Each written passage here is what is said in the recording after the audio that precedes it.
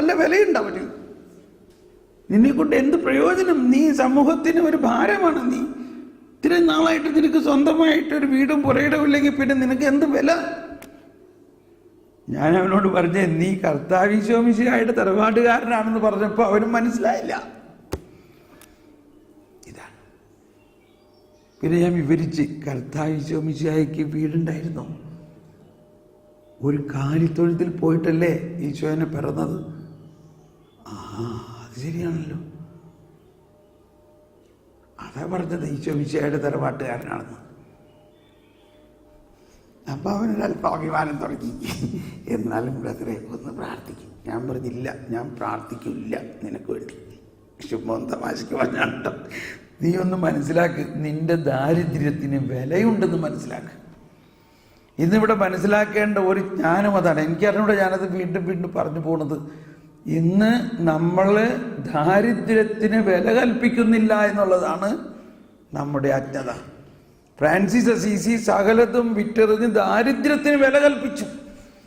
അപ്പോൾ കണ്ടോ, അങ്ങേ വശത്തുനിന്ന് വളരെ ധനിക കുടുംബത്തിൽ ജനിച്ച FCC എന്നുള്ളതിൻ്റെ മറ്റൊരർത്ഥം ക്ലാര പുണ്യവതി, ധനികയായ കുടുംബത്തിലെ ആ പെൺകുട്ടി അതെല്ലാം ഉപേക്ഷിച്ചുകൊണ്ട് ഈ ദാരിദ്ര്യത്തെ സ്നേഹിച്ചു വന്നിരിക്കുന്നു. ഇന്ന് എന്താണ് ഇത്രയും വലിയ അത്ഭുതം? ഈ 100 വർഷമായിട്ടും ഈ മഠത്തിൽ ചേരാനും ആ ദാരിദ്ര്യം സ്വീകരിക്കാനും എന്തിനാ ആളുകൾ പുറകെ നടക്കണേ?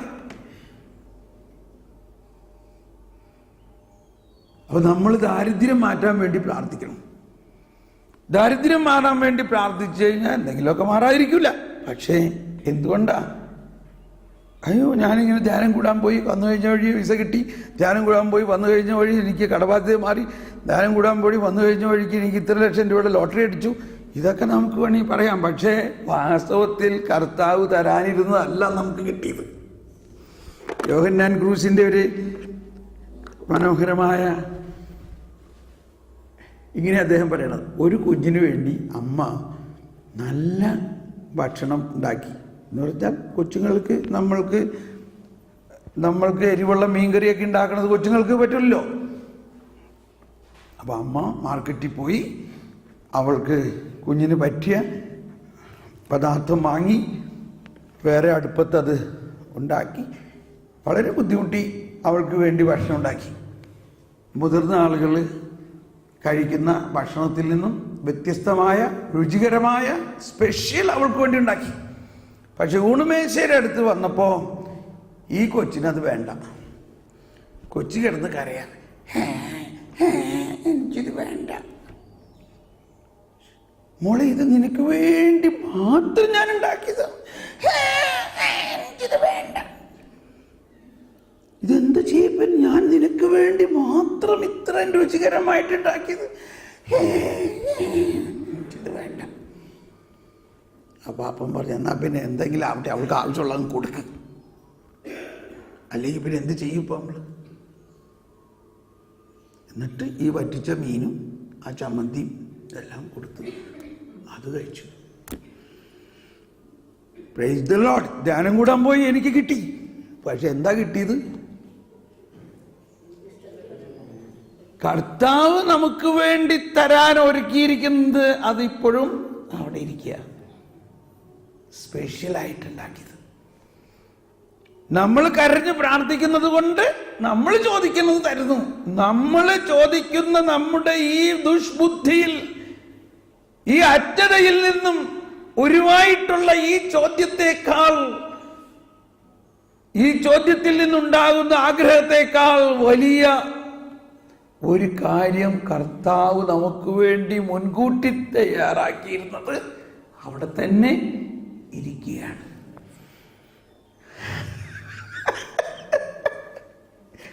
ഇന്ന് ഈ ദിവസങ്ങളിൽ നിങ്ങൾ ഇതൊന്നിനൊന്ന് പ്രാർത്ഥിക്കുക. കർത്താവേ, നീ എനിക്ക് വേണ്ടി എന്തോ സ്പെഷ്യലായിട്ട് ഉണ്ടാക്കി വെച്ചിട്ടുണ്ടെന്ന് കേൾക്കണ്ടല്ലോ, അതെനിക്ക് തന്നാ മതി. അതല്ലേ ഈശോ പറഞ്ഞത്? ഈശോ പറഞ്ഞത്, നിങ്ങൾ പ്രാർത്ഥിക്കുമ്പോൾ അതിഭാഷണം ചെയ്യരുത്, നിങ്ങളുടെ പിതാവിനെ അറിയാം നിനക്ക് എന്താണ് വേണ്ടതെന്ന് നീ ചോദിക്കുന്നതിന് മുൻപേ നിന്റെ പിതാവ് അറിയുന്നു. ഓ പ്രൈസ് ദി ലോർഡ്. ഇപ്പൊ നമ്മൾ 1 കൊറിന്ത്യൻസ് 2-ാം അധ്യായത്തിൽ ആണ് ഇപ്പോൾ വായിച്ചുകൊണ്ടിരിക്കുന്നത്. ഇപ്പോഴും നമ്മൾ പറയുന്നത് നിങ്ങളുടെ വിശ്വാസം മാനുഷികമായ ജ്ഞാനത്തിന്റെ അടിസ്ഥാനത്തിലാകാതെ ദൈവിക ജ്ഞാനത്തിലും ദൈവിക ശക്തിയും. അതിന്റെ താഴെ 5-ാമത്തെ 6, 7, 8, 9 പറയുന്നത് കണ്ണു കാണാത്തതും കാത് കേൾക്കാത്തതും മനുഷ്യബുദ്ധിക്ക് നിരൂപിക്കാൻ പോലും കഴിയാത്തതിലും വലിയതാണ് ദൈവം തന്നെ സ്നേഹിക്കുന്നവർക്ക് വേണ്ടി ഒരുക്കിയിരിക്കുന്നത്.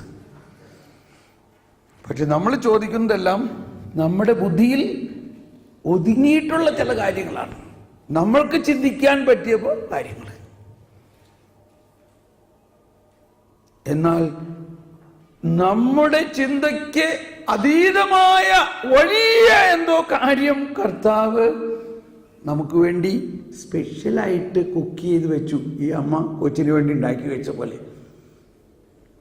ഇത് യോഹന്നാൻ ക്രൂസിന്റെ കർമ്മലമലകയറ്റം എന്ന ഈ വലിയ പ്രാർത്ഥനാ രഹസ്യങ്ങൾ അടങ്ങിയ പുസ്തകത്തിൽ അദ്ദേഹം എഴുതിയിരിക്കുന്നതാണ്. നമ്മുടെ പ്രാർത്ഥനകൾ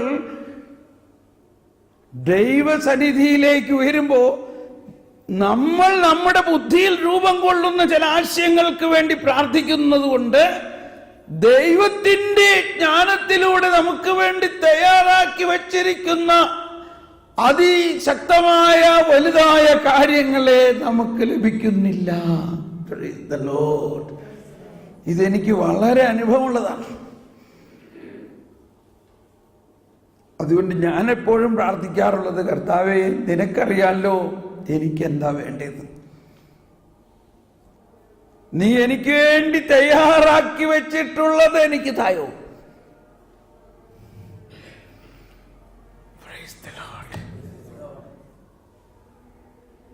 ഒന്ന് പ്രാർത്ഥിച്ച് 1 മിനിറ്റ് അങ്ങനെ ഹൃദയത്തിൽ കൈവച്ചുകൊണ്ട്, കർത്താവേ പിതാവായ ദൈവമേ, പരിശുദ്ധാത്മാവായ ദൈവമേ, യേശുവേ, ആബാ പിതാവേ, അങ്ങ് എനിക്ക് വേണ്ടി മുൻകൂറായി തയ്യാറാക്കി വെച്ചിട്ടുള്ളത് എന്റെ ബുദ്ധിക്ക് അതീതമാണ്, എനിക്ക് അജ്ഞാതമാണ്, എനിക്കറിയില്ല കർത്താവേ. എന്നാൽ ഒന്നെനിക്കറിയാം, നല്ലത് മാത്രമാണെന്നും എനിക്ക് വേണ്ടി അങ്ങ് പ്രത്യേകം ഉണ്ടാക്കിയിരിക്കുന്നതാണെന്നും അത് വളരെ വിസ്മരണീയമാണെന്നും ഞാൻ മനസ്സിലാക്കുന്നു. എന്റെ മാനുഷിക ബുദ്ധിയിൽ രൂപം കൊണ്ട് ഉണ്ടാകുന്ന പ്രാർത്ഥനകളെല്ലാം ഞാൻ നിർത്തുന്നു. അങ്ങയുടെ ആഗ്രഹങ്ങളും അങ്ങയുടെ പദ്ധതികളും എന്നിൽ നടപ്പാക്കുന്നതിന് അങ്ങ് ഒരുക്കിയിരിക്കുന്നത് എനിക്ക് തരണമേ. ഒന്ന് സ്തുതിച്ച് പ്രാർത്ഥിക്കുക. കർത്താവേ സ്തോത്രം. അങ്ങോട്ട് വിട്ടുകൊടുക്കുക. നമ്മുടെ ആഗ്രഹങ്ങളൊക്കെ വിട്ടുകൊടുത്തുകൊണ്ട്, ദൈവമേ അങ്ങയുടെ ജ്ഞാനം, അങ്ങയുടെ ജ്ഞാനത്തിലൂടെ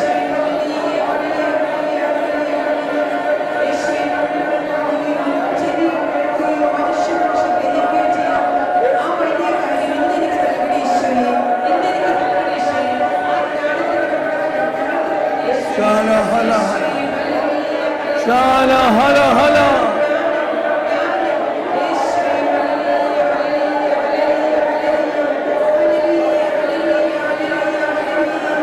Shala bele bele bele bele bele bele.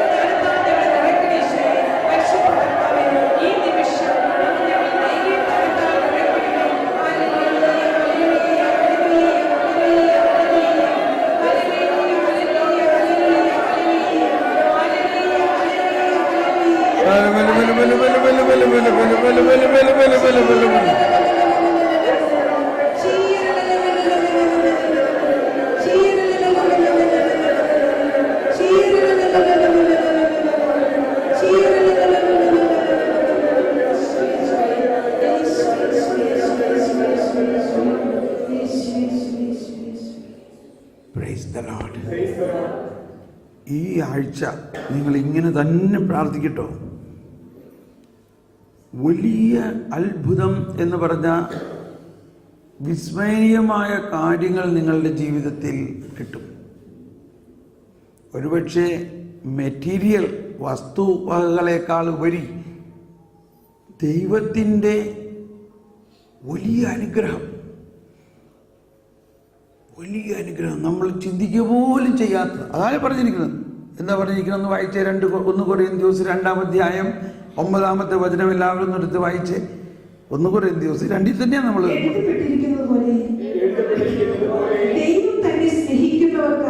ദൈവം തന്നെ സ്നേഹിക്കുന്നവർക്കായി സജ്ജീകരിച്ചിരിക്കുന്നവ കണ്ണുകൾ കാണുകയോ ചെവികൾ കേൾക്കുകയോ മനുഷ്യ മനസ്സ് ഗ്രഹിക്കുകയോ ചെയ്തിട്ടില്ല.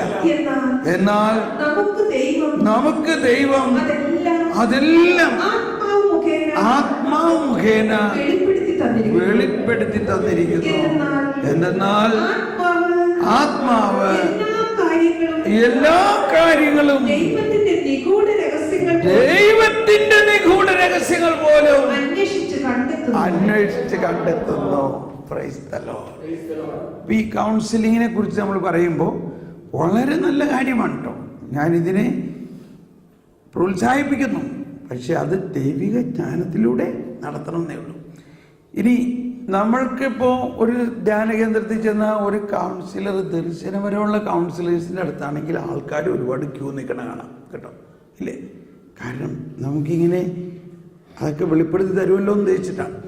അവിടെ കാണുന്ന മറ്റൊരു രസം, മനുഷ്യൻ്റെ ഇപ്പം നമ്മൾ കേട്ടല്ലോ, 25 വർഷം മുമ്പ് പാമ്പിനെ കണ്ട് ഭയന്ന ആ കെട്ടിക്കിടന്ന് ഭയമെടുത്ത് മാറ്റി, അല്ലേ? ഇപ്പൊ ഇവിടെ എന്ത് സംഭവിച്ചു? മനുഷ്യന്റെ രഹസ്യങ്ങൾ പരിശുദ്ധാത്മാവ് കണ്ടുപിടിച്ച് തരുന്നു. എന്നാൽ ദർശനപരം എന്ന് പറഞ്ഞാൽ അതിൻ്റെ ശ്രേഷ്ഠമായ ഉന്നതമായ ഒന്ന് ദൈവത്തിന്റെ നിഗൂഢ രഹസ്യങ്ങൾ കണ്ടുപിടിച്ച് നമുക്ക് വെളിപ്പെടുത്തുന്നു എന്നതാണ്. അതിൻ്റെ ഏറ്റവും ചെറിയൊരു കാര്യമാണ് മനുഷ്യന്റെ രഹസ്യങ്ങൾ വെളിപ്പെടുത്തുക എന്ന് പറഞ്ഞാൽ. അപ്പൊ ദൈവത്തിന്റെ വെളിപാട് പരിശുദ്ധാത്മാവിന്റെ ജ്ഞാനത്തിലൂടെ നമുക്ക് കിട്ടുമ്പോൾ നമുക്ക് കിട്ടുന്നത്, ഇപ്പൊ മനുഷ്യന്റെ രഹസ്യങ്ങൾ നമുക്ക് വെളിപ്പെടുത്തി തന്ന പരിശുദ്ധാത്മാവ് എന്താ അവിടെ എഴുതിയിരിക്കുന്നത്? 10-ാമത്തെ വചനത്തിൽ ദൈവത്തിന്റെ നിഗൂഢ രഹസ്യങ്ങൾ അന്വേഷിച്ച് കണ്ടെത്തി നമ്മളോട് പറഞ്ഞു തരുന്നു. Praise the Lord. അപ്പൊ നമ്മളുടെ ലക്ഷ്യം എന്താ? നമ്മൾ എന്താ ലക്ഷ്യം ആക്കേണ്ടത്? ദൈവത്തിന്റെ നിഗൂഢ. അപ്പൊ ദൈവത്തിന്റെ നിഗൂഢ രഹസ്യങ്ങൾ നമുക്ക് കിട്ടുമ്പോ ഈ മനുഷ്യന്റെ രഹസ്യങ്ങളൊക്കെ അതിനകത്ത് ഉൾപ്പെട്ടിട്ടുണ്ടാവും. മനസ്സിലായില്ലേ? നമുക്കൊന്ന് പ്രാർത്ഥിക്കാം. അങ്ങനെ ഒന്ന് പ്രാർത്ഥിച്ച കർത്താവേ, ഞങ്ങൾക്ക് നൽകിയിരിക്കുന്ന ജ്ഞാനത്തിലൂടെ, മാമോദീസായിലൂടെയും സ്ഥൈര്യലേപനത്തിലൂടെയും ഞങ്ങൾക്ക് നൽകിയിരിക്കുന്ന ജ്ഞാനത്തിലൂടെ ദൈവത്തിന്റെ നിഗൂഢ രഹസ്യങ്ങൾ അങ്ങ് വെളിപ്പെടുത്തി തരുന്നു. പരിശുദ്ധാത്മാവെ ഒന്ന് പ്രാർത്ഥിക്കാം. ദൈവത്തിന്റെ നിഗൂഢ രഹസ്യങ്ങൾ ആത്മാവെന്നിൽ ചൊരിഞ്ഞിടുന്നു. ബുദ്ധിയും ബോധ്യവും ദൈവിക ശക്തിയും ആത്മാവെന്നിൽ ചൊരിഞ്ഞിടുന്നു. ദൈവത്തിന്റെ നിഗൂഢ കൈയടിച്ചു പാടാം. എഴുന്നേറ്റ് നിന്ന് പാടാം. ഒന്ന് എഴുന്നേറ്റ്. ബുദ്ധിയും ദൈവിക ശക്തിയും ആത്മാവെന്നിൽ ചൊരിഞ്ഞിടുന്നു. പാട്ട് കടലാസ്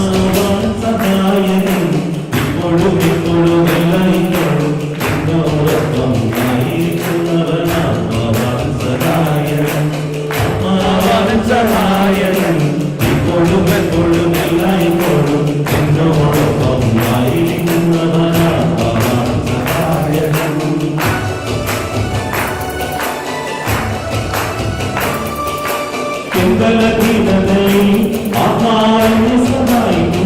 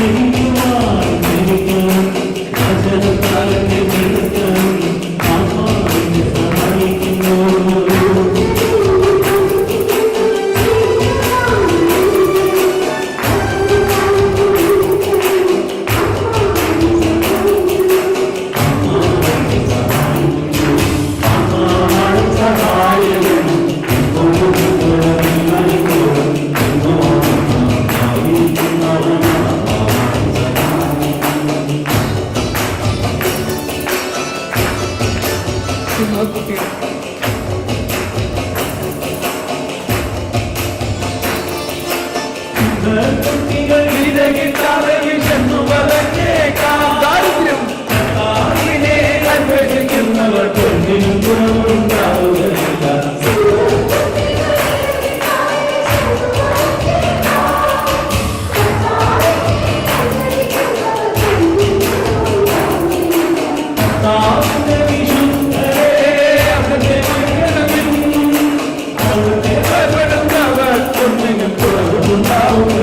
ഒന്നിനും കുറവുണ്ടാകില്ല.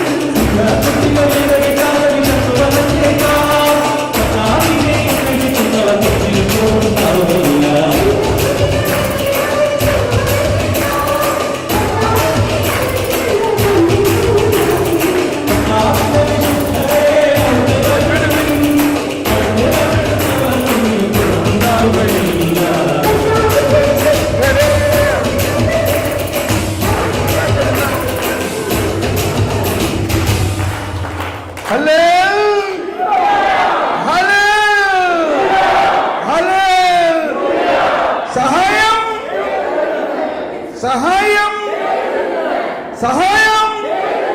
Praise the Lord. ഇരിക്കാം. കണ്ടോ, സിംഹക്കുട്ടികൾ, കാട്ടിലെ രാജാവാണ് സിംഹം. ആ സിംഹത്തിൻ്റെ കുഞ്ഞുങ്ങൾക്ക് ഏറെ കിട്ടാതിരുന്നാലും കർത്താവിനെ അന്വേഷിക്കുന്നവർക്ക് ഒന്നിനും കുറവുണ്ടാകില്ല. ഓക്കെ,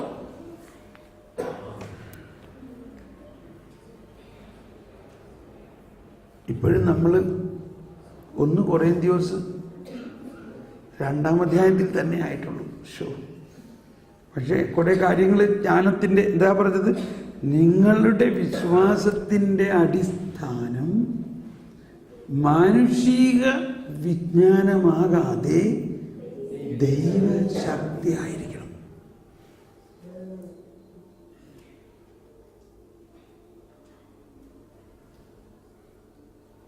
മാമോദീസായിലൂടെയും സ്ഥൈര്യലേപത്തിലൂടെയും നമുക്ക് നൽകിയിരിക്കുന്ന ദൈവീക ജ്ഞാനത്തെ ഉപയോഗിച്ച് നമ്മുടെ പ്രാർത്ഥനാ സമ്പ്രദായങ്ങളെല്ലാം തന്നെ മാറണം. നമ്മൾ എന്തെങ്കിലും കിട്ടാൻ വേണ്ടി പ്രാർത്ഥിക്കുകയല്ല, ദൈവം നമുക്ക് വേണ്ടി ഒരുക്കി വച്ചിരിക്കുന്ന വലിയ കാര്യങ്ങൾ നമ്മിലേക്ക് ഒഴുകാൻ വേണ്ടി നമ്മൾ പ്രാർത്ഥിക്കണം. അതിനെന്ത് പ്രാർത്ഥിക്കണം? ഓക്കെ, അവിടെയും 5 കഴിഞ്ഞു.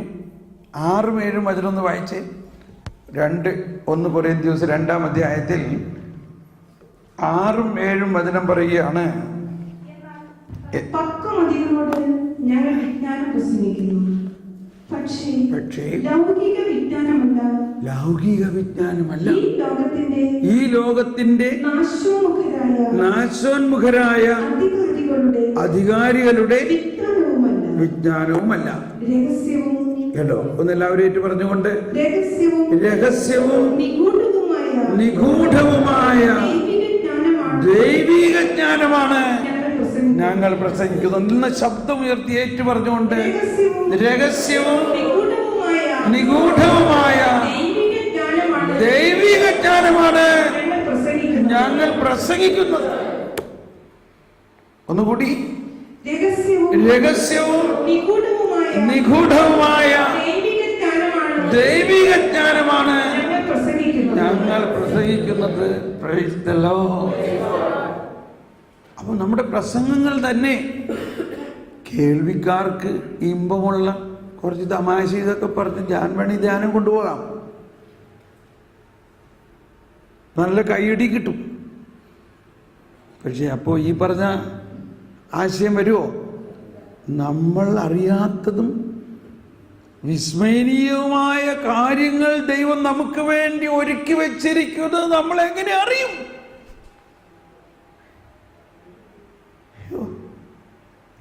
ഒരു വചനം വരുന്നത്,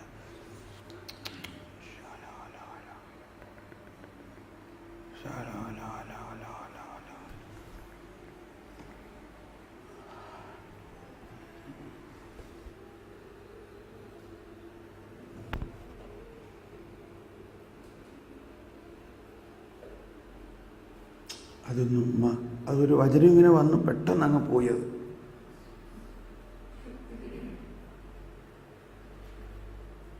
അതുകൊണ്ട് പറഞ്ഞ ആ വചനം, രഹസ്യവും നിഗൂഢവുമായ ദൈവിക ജ്ഞാനമാണ് ഞങ്ങൾ പ്രസംഗിക്കുന്നത്. അത് നമ്മുടെ മഹത്വത്തിനായി യുഗങ്ങൾക്ക് മുൻപ് തന്നെ ദൈവം നിശ്ചയിച്ച് ഒരുക്കിയിരിക്കുന്നതാണ്. സ്നേഹമുള്ളവരെ, ഇത് വലിയ കാര്യമാണ്. നമ്മൾ എന്തെങ്കിലും അല്ല കേൾക്കേണ്ടത്, ദൈവത്തിൻ്റെ നിഗൂഢ രഹസ്യങ്ങൾ അടങ്ങിയിരിക്കുന്ന വലിയ ഒരു നിധിയാണ് നമ്മൾക്ക് ദൈവം തന്നിട്ടുള്ളത്. നമ്മൾ കുർബാനയിലൊരു പ്രാർത്ഥന, സർവജ്ഞനായ ഭരണകർത്താവും അങ്ങയുടെ ഭവനത്തിൽ വസിക്കുന്നവരുടെ വിസ്മയനീയനായ പരിപാലകനും സകല നന്മകളുടെയും സകല സൗഭാഗ്യങ്ങളുടെയും ഉറവിടവുമായ ദൈവമേ, അങ്ങയുടെ സ്വഭാവത്തിനൊത്ത വിധം ഞങ്ങളെ അനുഗ്രഹിക്കണേ. അങ്ങയുടെ സ്വഭാവത്തിന്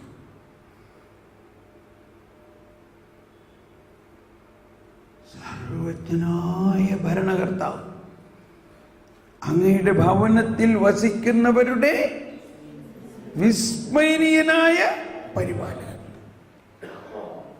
സ്നേഹമുള്ളവരെ, ഒരു ശക്തമായ പുതിയ സുവിശേഷവൽക്കരണം വന്നുകൊണ്ടിരിക്കുകയാണ് ഇതിലൂടെ. തോന്നുന്നുണ്ടോ എന്തോ പുതിയതാണ് ഇതെന്ന്? ഇതിലൊരു പുതുമ തോന്നുന്നുണ്ടല്ലോ. മാത്രമല്ല അത് വളരെ ആവശ്യമാണെന്ന് തോന്നുകയാണല്ലേ. വളരെ ആവശ്യമാണ് നമ്മുടെ ജീവിതത്തിൽ.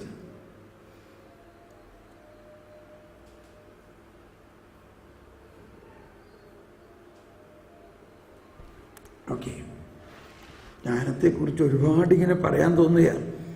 ഇപ്പോൾ കൊരിന്ത്യക്കാരെ കഴിഞ്ഞാൽ നമുക്ക് കൊളോസ്യ ലേഖനത്തിൽ 2-ാം അധ്യായത്തിൽ 3-ാമത്തെ വചനത്തിൽ പറയുകയാണ്. കൊളോസ്യ ലേഖനത്തിൽ 2-ാം അധ്യായം 3-ാമത്തെ വചനത്തിൽ പറയുന്നത്, ജ്ഞാനത്തിന്റെയും അറിവിന്റെയും നിധികൾ അവനിലാണ് ഒളിഞ്ഞുകിടക്കുന്നത്. ഒന്നെല്ലാവരും ഏറ്റു പറഞ്ഞു വായിച്ച ജ്ഞാനത്തിന്റെയും അറിവിന്റെയും നിധികൾ അവനിലാണ് ഒളിഞ്ഞു കിടക്കുന്നത്. ഒരിക്കൽ കൂടി ശബ്ദമുയർത്തി എല്ലാവരും ഏറ്റു പറഞ്ഞുകൊണ്ട്, ജ്ഞാനത്തിന്റെയും അറിവിന്റെയും നിധികൾ അവനിലാണ് ഒളിഞ്ഞു കിടക്കുന്നത്. ആരാണവൻ? യേശു. ആ യേശു എവിടെ? ഇപ്പോ യേശു എവിടെയാ? നമ്മുടെ ഉള്ളിൽ. ആ യേശു നമ്മുടെ ഉള്ളിൽ. ദൈവം നമ്മോട് കൂടെ, എമ്മാനുവേലാണ്. അപ്പൊ നമ്മുടെ ഉള്ളിൽ എന്താണ് ഒളിഞ്ഞിരിക്കുന്നത്? ജ്ഞാനത്തിന്റെയും അറിവിന്റെയും നിധികൾ. ജ്ഞാനത്തിന്റെയും അറിവിന്റെയും നിധി നമ്മളിലുണ്ട്. ഈ ദൈവീക ജ്ഞാനത്തിന്റെയും ദൈവികമായ അറിവുമാണ് നമ്മൾ കൂടുതലായി ദാഹിക്കേണ്ടതും പ്രാർത്ഥിക്കേണ്ടതും ഈ ദിവസങ്ങൾ മുഴുവനും. ഫിലിപ്പിയ ലേഖനത്തിൽ 3-ാം അധ്യായത്തിൽ 8 മുതലുള്ള വചനങ്ങളിൽ പൗലോസ് ശ്ലീഹ പറയുന്ന ഇതാണ്. ഫിലിപ്പിയർ 3-ാം അധ്യായം. മാത്രമല്ല, എന്റെ കർത്താവായ യേശുക്രിസ്തുവിനെ പറ്റിയുള്ള ജ്ഞാനം കൂടുതൽ വിലയുള്ളതാകിയാൽ സർവ്വവും നഷ്ടമായി തന്നെ ഞാൻ പരിഗണിക്കുന്നു. എല്ലാവരും ഏറ്റു പറഞ്ഞുകൊണ്ട്, ഇവ മാത്രമല്ല എന്റെ കർത്താവായ യേശുക്രിസ്തുവിനെ കുറിച്ചുള്ള ജ്ഞാനം കൂടുതൽ വിലയുള്ളതാകയാൽ സർവ്വതും നഷ്ടമായി തന്നെ ഞാൻ പരിഗണിക്കുന്നു. അവനെ പ്രതി ഞാൻ സകലവും നഷ്ടപ്പെടുത്തുകയും ഉച്ഛിഷ്ടം പോലെ കരുതുകയുമാണ്. തുടർന്ന് ഇത് അവനെ ക്രിസ്തുവിനെ നേടുന്നതിനും അവനോടുകൂടെ ഒന്നായി കാണപ്പെടുന്നതിനും വേണ്ടിയാണ്. ഇവിടെ കണ്ടോ, ആദ്യം പറയുന്നത് എന്റെ കർത്താവായ യേശുക്രിസ്തുവിനെ കുറിച്ചുള്ള ജ്ഞാനം. എന്റെ കർത്താവായ യേശുക്രിസ്തുവിനെ കുറിച്ചുള്ള ജ്ഞാനം.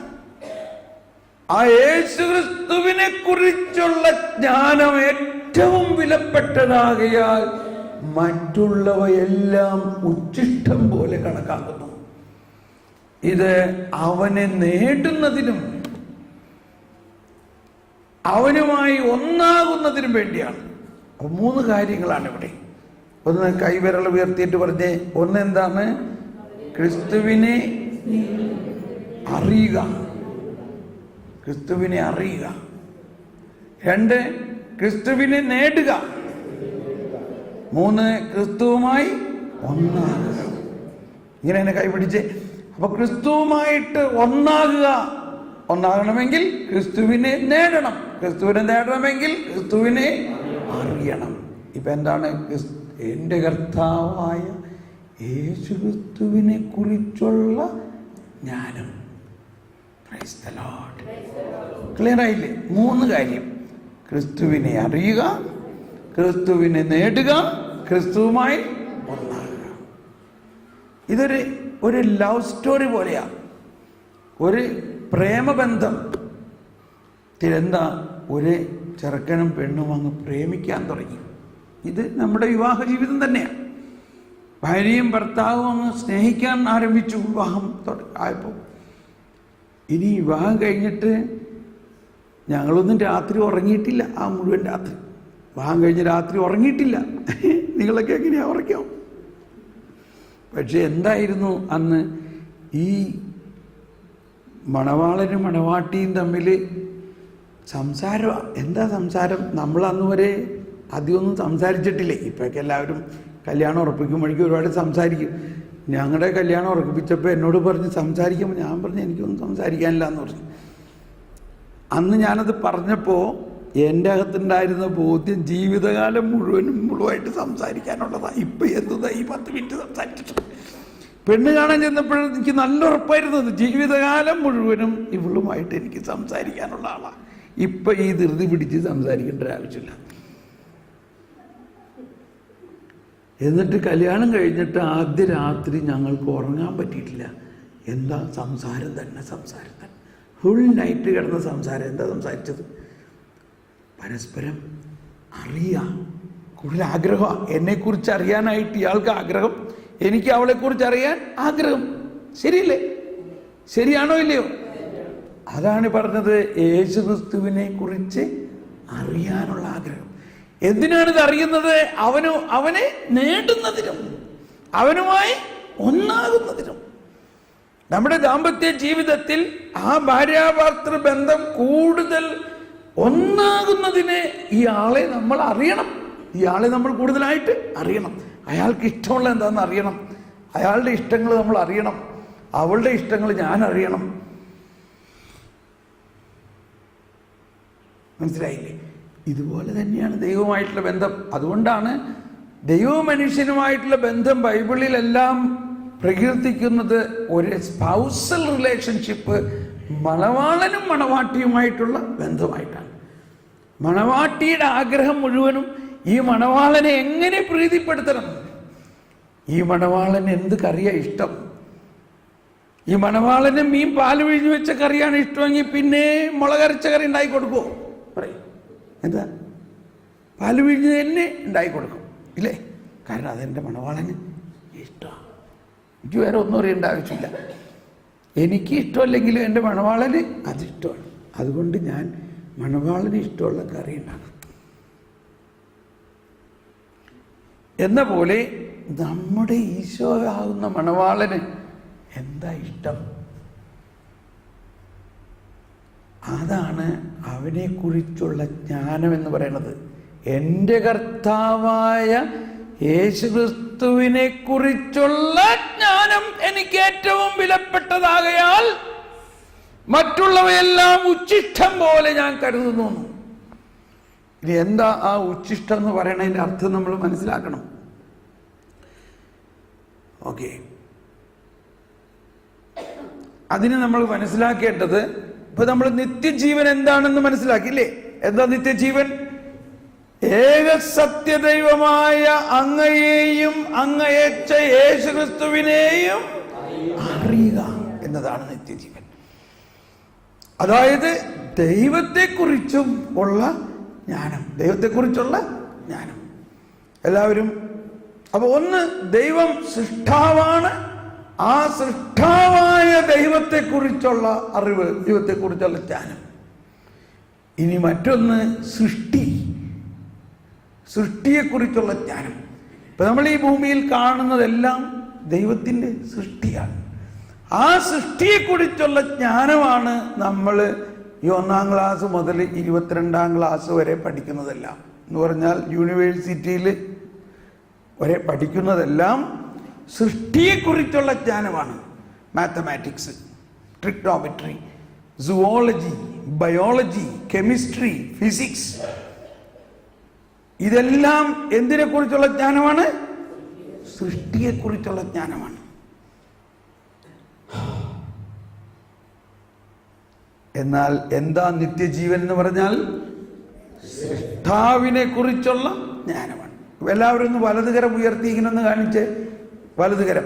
ഈ വലതുകരം സൃഷ്ടാവിനെ കുറിച്ചുള്ള ജ്ഞാനമാണ്. ഇങ്ങനെ കാണിച്ചുകൊണ്ടിരുന്നോട്ടോ.